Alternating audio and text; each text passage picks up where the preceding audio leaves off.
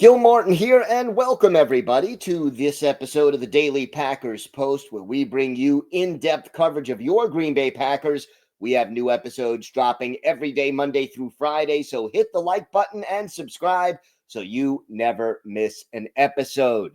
Today, we're going to look at a position group that may be one of the weaker positions on the roster entering OTAs, and obviously a lot can change between now and week one, but to me, that is linebacker.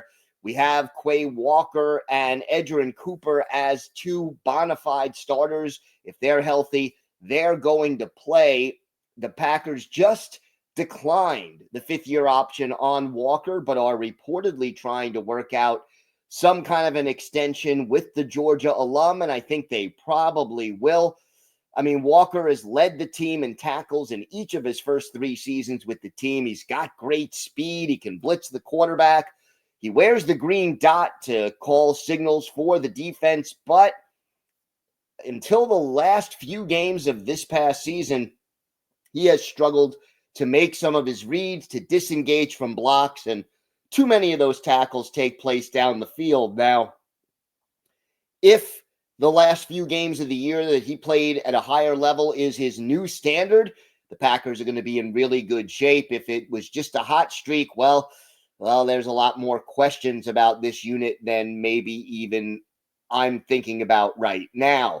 Edgerrin Cooper, though, he is, to me, the player with the highest potential in this group, and he was an all-rookie performer last year, despite taking only 55% of the team's defensive snaps, 13 tackles for loss, 3.5 sacks, 2 fumble recoveries, and an interception. He also is very fast and athletic. He can blitz the quarterback. He can cover running backs or tight ends coming, running pass patterns.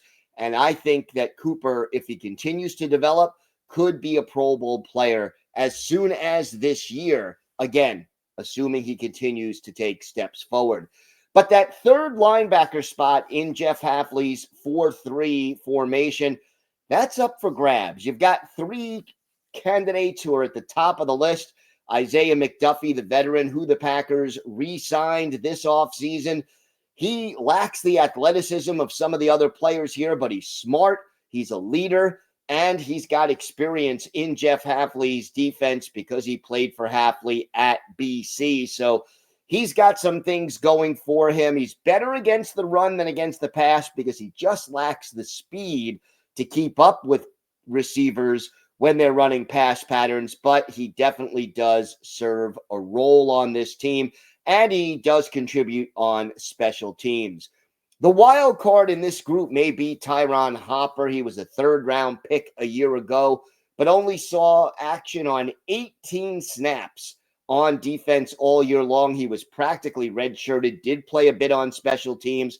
How quickly can Hopper pick up the defense? Can he take a step forward and contribute this year, not just on special teams, but on defense?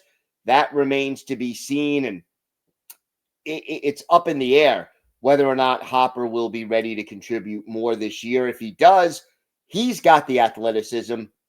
If you start Hopper, Quay Walker, and Edgerrin Cooper, you've got three really fast guys out there as your starting linebackers. Now, the Packers also recently signed free agent linebacker / safety Isaiah Simmons.